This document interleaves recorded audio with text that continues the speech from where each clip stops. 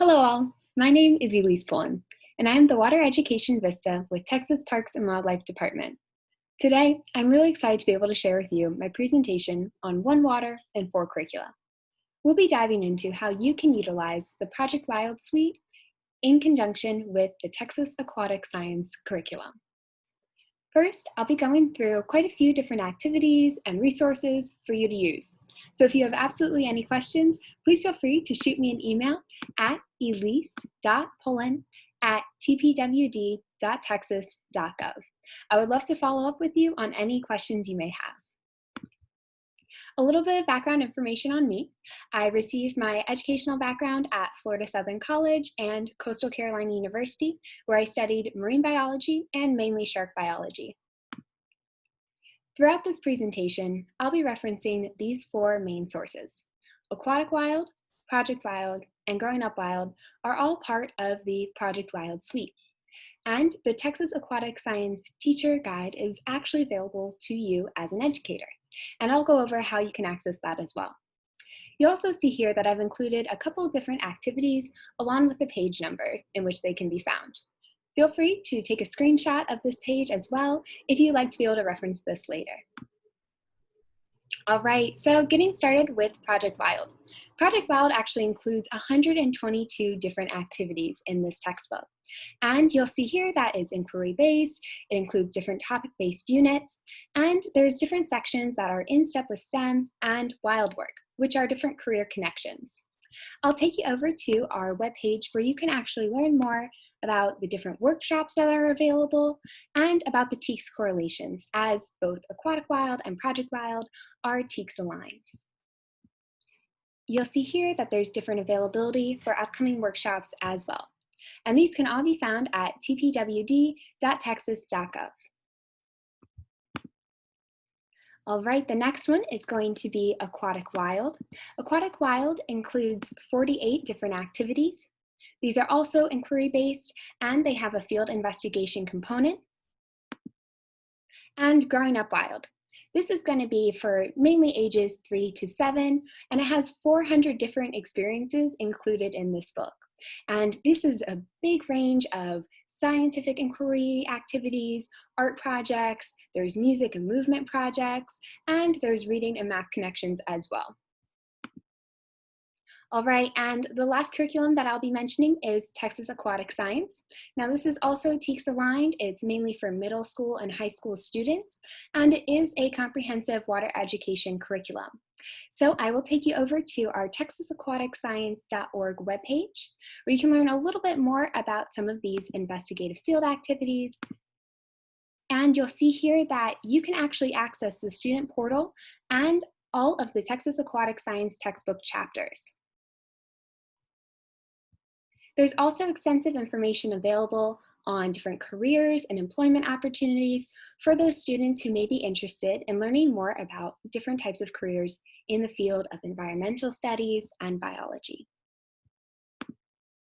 And on the same webpage at our texasaquaticscience.org, you can find the Texas Aquatic Science Teacher Guide resource that I mentioned earlier. So this is going to be password protected. However, all you have to do is click this access request form, fill out the information there, and then you'll be able to access our teacher guide and the answer key. There's also a bit more information about the TEKS, and as well as a more comprehensive description of what the teacher guide includes. All right. So, as I mentioned, Texas Aquatic Science does include that student portal. It includes the TPWD website, there's the teacher guide, and there is also quite a few different games, models, internet projects, and videos available through this curriculum. So we're going to go ahead and get started with some of the different activities that hopefully you'll be able to bring to your own classroom. The first big question that we're going to look at with some of these activities is, what's exactly in our watershed? And there are quite a few different activities in each of these curricula that addresses this. The first activity that we're going to look at is called Watershed. This is going to be from Aquatic Wild on page 196. This is also going to be for grade levels middle school and in high school. And some of the objectives we're going to look at are students being able to describe the characteristics of watersheds, students being able to discuss the role of watersheds in providing wildlife habitat and human habitats, and the students being able to give examples of watershed conservation efforts. So one of the aspects that I want to take a look at with this particular activity is the In Step with STEM section. Now this section will be included with all of the activities in both the Project Wild and the Aquatic Wild textbooks, so I want to include just a few examples as samplers. So for this In Step with STEM section, it includes using topographic maps of your region or watershed maps available online to determine the boundaries of an actual watershed in your area. Then, using weather data, calculating the total water that falls annually on your watershed.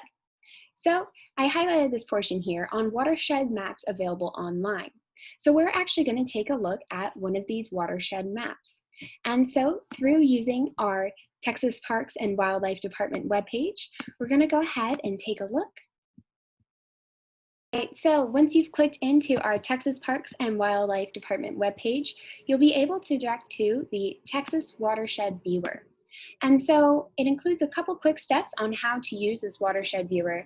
And this is something that you can actually have your students do as well. And it will take you to this page here, where you can actually start to click in to see the different river basins, river subbasins, Texas watersheds, and subwatersheds all in the area. And so you can have students clicking through to find which watersheds are going to be in their area. You can get a closer look at some of these different subbasins as well. It's a really neat tool, and you can go a lot of different directions with this. So you can even have the students typing in an address, and it will pull up exactly what that watershed is for that area. All right, so another activity that you can use when talking about the watersheds is where does water run? And this is also going to be in Aquatic Wild. It's going to be on page 44. Now, this is, again, for grades in middle school and in high school, and the objectives are going to be students being able to calculate or research rainfall, being able to measure a study site and calculating impervious cover, being able to develop and write questions and detailed procedures for investigating runoff, again, looking at that investigative field component, and collecting, organizing, and analyzing data to draw conclusions. So by taking a closer look at what happens when it rains, you'll actually be able to utilize a data sheet that's included. And so here's a quick sample of what that looks like. Students would be able to answer a couple different questions, take different measurements, and then start to describe different impervious surfaces. This can come with a great conversation about habitat change, habitat use, and how humans have started to impact different ecological processes. All right, another activity, and this one is actually going to be from that Texas Aquatic Science teacher guide that I showed earlier. And this is going to be called What's in Our Watershed? We're looking at chapter 3, Watersheds and the Land. Now this chapter is very extensive. It includes a vocabulary section. There's multiple lessons within this chapter. And so we're going to take a look at lesson 3.3, Land Use in Our Watershed. It's going to be targeted for grade levels 6th, 7th, and 8th.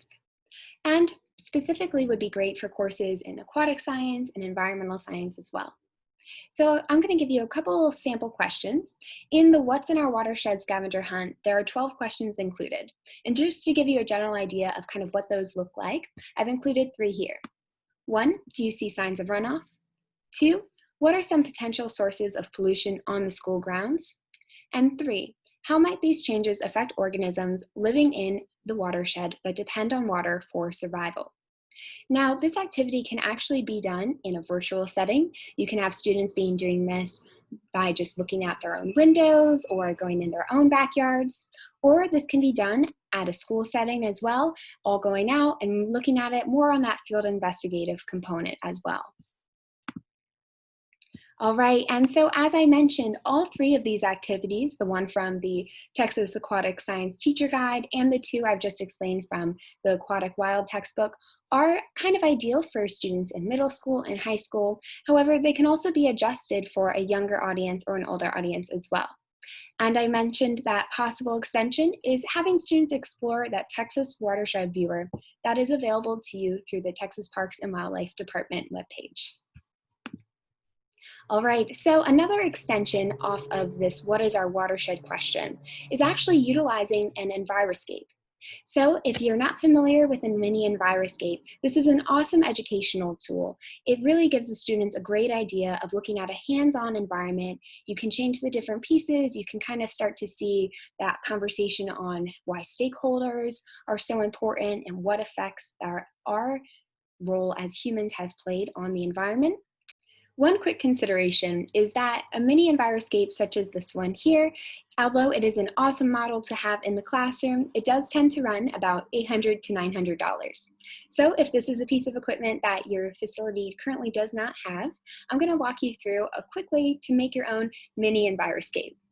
And all you need is a plant saucer or a bowl, a couple pieces of paper for your students, and Crayola markers or any type of washable markers that are going to bleed a little bit if they got wet. Also, you can use just any type of water, and you could use a spray bottle if you have one available. What you'll do is have your students actually draw a landscape. This is a great activity for students of all ages because with older students, you can really have them focus on drawing a specific topography based on which stakeholder group they might be assigned. So you could have a certain group be assigned to potentially being farmers or fishermen or working in the industries. And from there, you can start to have a great conversation on how when we actually let that watershed run, what are the influences they have on each other. With younger students, you can have them draw the farms or trees or waterways, and what you'll have them all do is then dip that piece of paper either in water. You can even have them crumble it up a little bit and spray it with a spray bottle. And then when they unroll their piece of paper or uncrumple it, you'll actually see that that waterway is then going to bleed into the other aspects of that watershed. So it really gives a good idea of that our water is not just going to stay in one place. What happens on a farm is going to potentially then impact the fish in the river. What happens with our industrial aspects are going to influence our agricultural aspects. Everything is connected through our watersheds. All right, so kind of along those same lines, we're still looking at how one group can influence the other and vice versa. We're going to take a look at this activity on natural dilemmas. So this is included in Project Wild, and this particular activity actually includes 21 different dilemma cards. So I'm going to just include a quick sample of one of these cards here. However, there is a large array available. You can also even make your own cards. Perhaps if you have a case study that you would like to include, or if you're experiencing something in your own school or your own community, this is a great way to kind of get your students involved in that discussion. So this is again great for middle school and high school students. And here's one scenario. Your family owns a 500-acre farm. A tributary to a high-quality fishing stream runs along the boundary of your property. The nitrogen and phosphorus-based fertilizer is increasing algae growth and adversely affecting the fish populations in both the tributary and the main stream. Your farm production is your sole source of income, but your family has always enjoyed fishing and does not want to lose the fish from the streams. Would you? And then I have a few different options for you here to consider. A, change fertilizers even though it may reduce the crop yield. B, allow a portion of your land along the stream to grow wild, thus establishing a buffer zone, a riparian area. C, investigate ways to reduce taxes you will owe to the government through tax exemptions that may be allowed when individuals use their land to help conserve wildlife and other natural resources, such as by creating a buffer zone. D, do nothing. Or E, do something else. I'll give you a quick minute to think about what choice you would make in this scenario. One of the awesome things when we actually did this activity with educators was that we got a variety of answers back. And so you can expect the same experience in your classroom. You're not always going to have all the students agree on one choice, and I think that's awesome. That's a great way to really start this conversation to show that people are going to look at these real problems from different perspectives. So having that discussion either in groups or you can even have them do a write-up on this activity, it's kind of a great way to get that conversation going.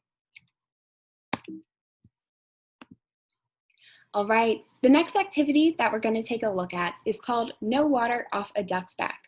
This is from Project Wild on page 353. This activity is targeted for ages in upper middle elementary school and middle school.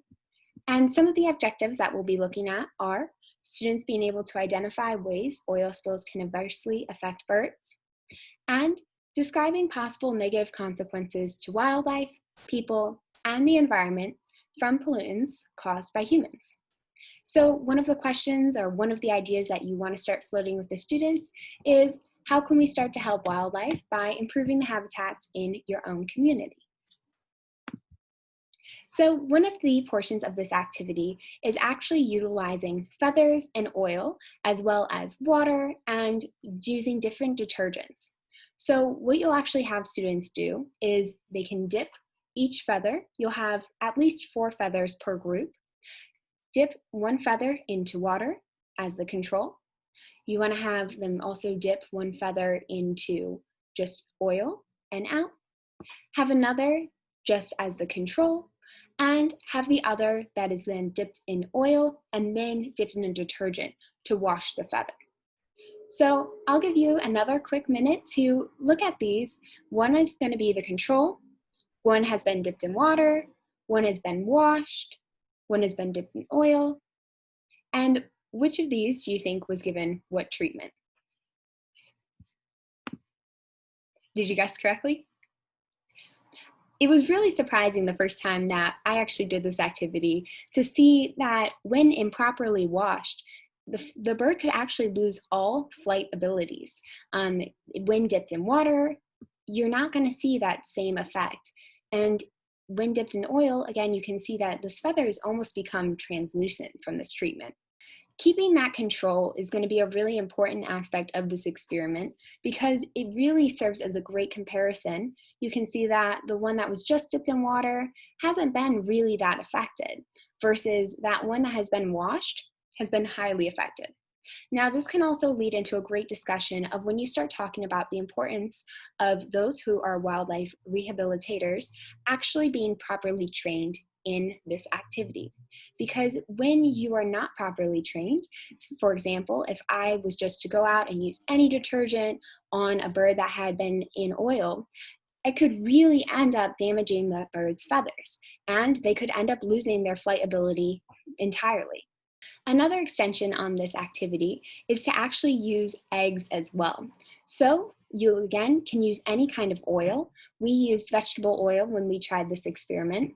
And what you'll do is have a few different hard-boiled eggs, and you can let them sit in the oil for different lengths of time. So what types of effects do you see on an egg after it's been sitting in oil for 5 minutes versus 15 minutes versus 30 minutes? And during this activity, you can also have students actively drawing what the eggs look like in the beginning and during the process and after the process. You can then have them try to peel that shell off. When we tried this activity, we noticed that the ones that had been sitting in oil for the longest time, the shells peeled off extremely easy, whereas the one that had only been sitting in about 5 minutes, that membrane was still kind of staying on that egg.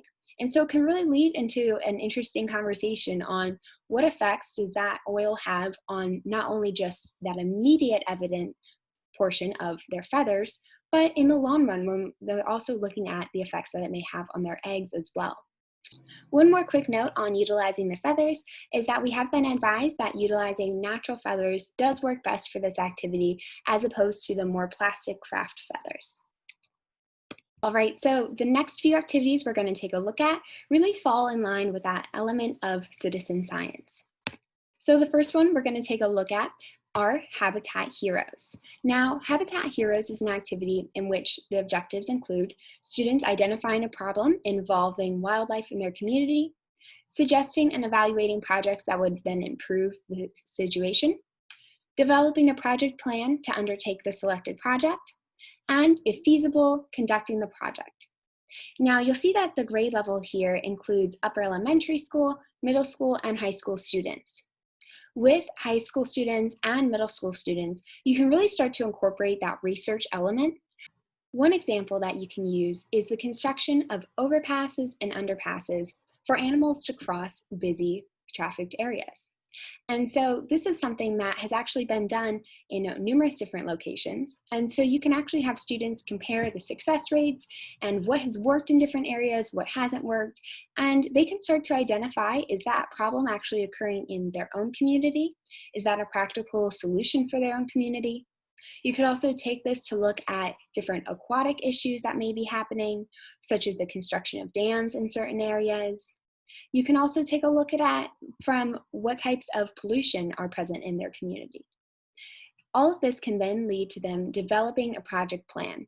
And especially with those middle school and high school students, they may even be able to conduct that project or to start getting the gears going in their community for that project to take place.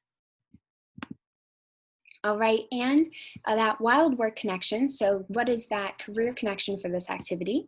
It's going to be, how could volunteer coordinators, natural resource educators, wildlife biologists, and landscape engineers work together to improve wildlife habitat? So this is just a great way to get students start generating that conversation of what roles could they play. You may have students that are more interested in that wildlife biology aspect, and you may have others that are more interested in what exactly is landscape engineering. And you can give them the proper resources to then kind of explore those avenues in a bit more detail. All right, so Puddle of Wonders is actually one of my favorite activities. It says, be careful walking through that puddle. It's a habitat, because you really can find micro ecosystems almost anywhere. And so personally, I love that field investigation portion of this activity. You'll have students actually go out in their schoolyards, or if you're doing this from a virtual perspective, you can have students even go in their own backyards and start to examine small bodies of water. It could be a bird bath, it could be just a cup that was left out and maybe filled with water, or if you just had a heavy rain, or ponds in your area. And they'll really start to examine, what is that environment looking like? So you can have them sketch the puddle, they can start to bring different measurements into it. So if you're doing this in a school environment, if you have tape measures, string available, a hand lens, or if you're working with older students, maybe a microscope or a digital microscope available, and they can really start to examine what caused that puddle to form. Is it going to be temporary? Will it dry up in a couple of weeks? What are some other interesting observations they could make here? So I'm actually going to include a quick video that goes into a little bit more detail on this activity. It's called The Power of Observation, and so feel free, if you're interested in receiving the entire length of the video, let me know and I would be happy to send it to you. For this activity, if you personally have a pen and a piece of paper handy, I would love for you to make your own observations during this portion. Now, we're going to set a timer for about 1 minute, and I'm going to let you take a look at this spring-fed pool system here and see what you can observe. Before you start taking notes, you can begin by setting different parameters for your study. For example, will you be comparing one ecosystem to another? What types of comparisons would be good to make between different pools you see here? Remember that you can also include plant life in your notes as well. And you can start to add notes such as potential sources of water and nutrients entering your system. Also consider if you're going to strictly be including aquatic organisms in your notes, or will you include organisms that may enter and leave your ecosystem too? What types of impacts could these animals have on your system? What other questions could you start to ask yourself? We're going to go ahead and start a timer for 1 minute. Collect as many observations as possible during this time. And please feel free to pause and rewind the video as needed to help you get as many observations as you're comfortable with.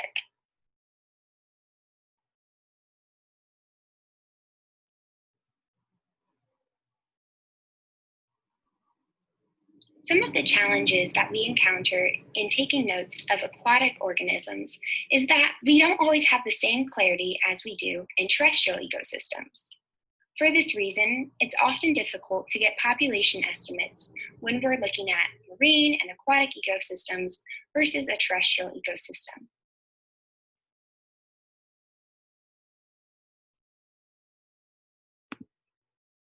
All right, so hopefully that gives you a quick look into how you can still get that field and investigative component even when you're in that virtual setting.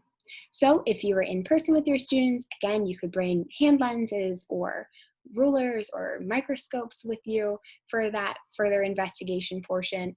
But if you're doing it digitally, you can still have them taking different notes. One of the other cool things that I really like about this activity is that you can take it in a lot of different directions. So if you're looking at it from the perspective of you want to bring in more of that math component, you can have them measuring the radius, the width, and then calculating the circumference, the area, and the volume. Or you can look at it from a conversation on species biodiversity, species richness, species evenness. And you can even lead into that conversation on what human impacts could be in that small micro ecosystem that they're examining. Two extensions on this activity are actually taking a look at iNaturalist and Globe Observer. So I'm going to take you over to the iNaturalist webpage first. So how iNaturalist works is your students would actually be able to record their observations, and then those will then be uploaded. And this is a partnership between the California Academy of Sciences and National Geographic. And so this data is then actually going to be collected, and it really starts to show your students that element of how they can become a citizen scientist. So the findings would then be shared with different scientific repositories like the Global Biodiversity Information Facility. And if you're interested in learning more about this app in particular, you can visit iNaturalist.org for more information on it. The other app that I want to mention is Globe Observer. Now, Globe Observer is really unique in that it actually offers teachers and educators a training. So you can actually go to the tab on Getting Started. This is going to be at globe.gov.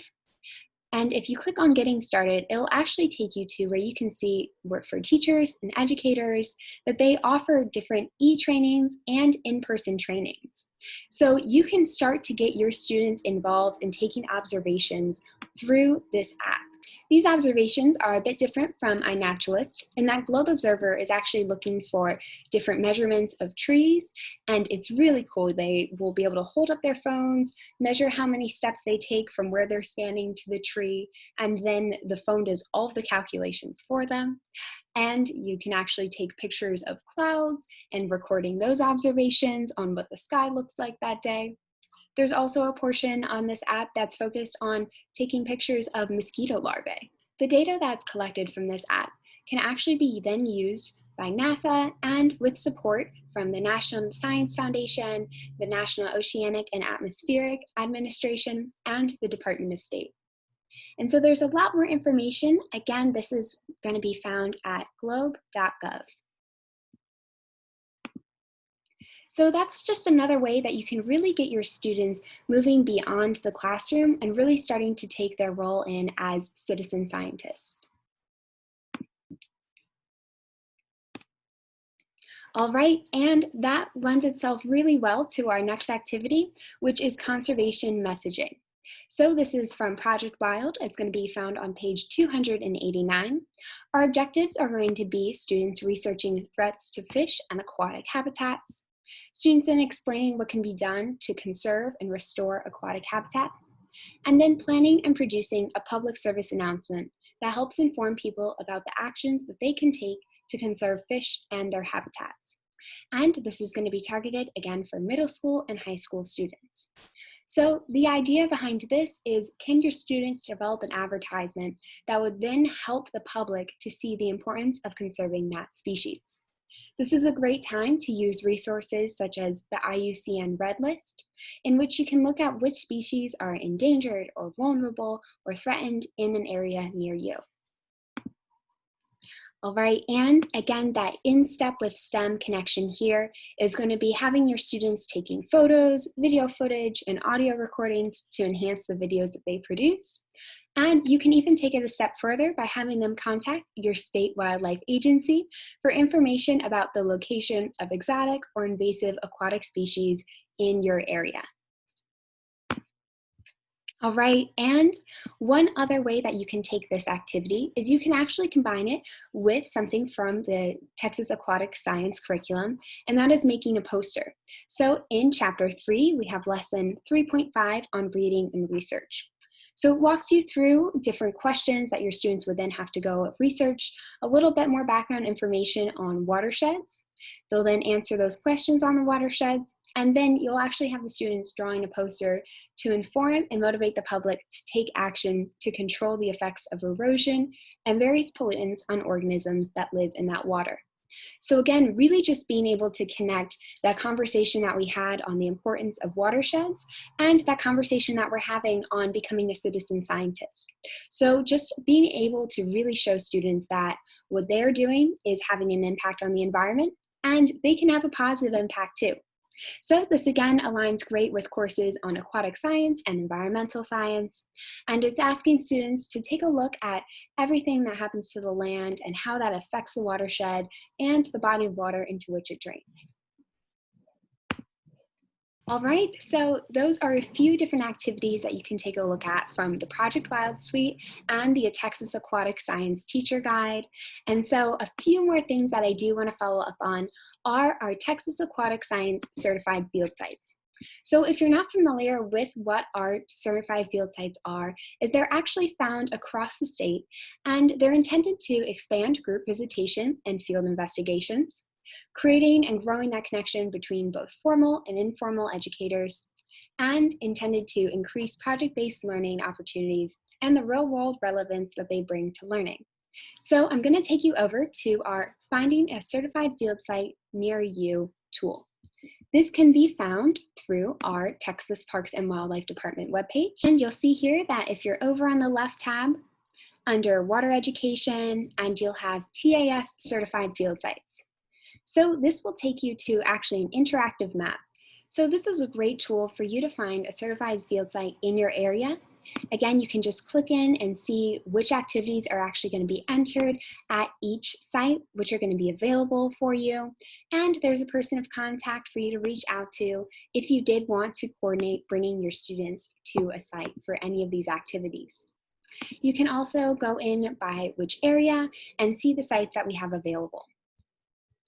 If there's a site that you are aware of that you would perhaps like to see being able to work with a little bit more or being able to offer these activities at, please let us know, and we can actually reach out to them, or you can let them know to visit our tpwd.texas.gov webpage.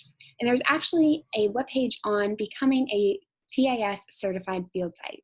We are continually working with expanding our Texas Aquatic Certified Field Site program, and so if you know of any sites that may be interested, definitely please have them take a look at our webpage or reach out, and I would love to follow up with them on making them an official certified field site. In addition to looking into becoming a Texas Aquatic Science certified field site, we also have those Project Wild trainings available for educators, as I mentioned earlier. That is also found on our Texas Parks and Wildlife Department webpage. And we're also holding Texas Aquatic Science trainings for educators and those interested in becoming facilitators as well.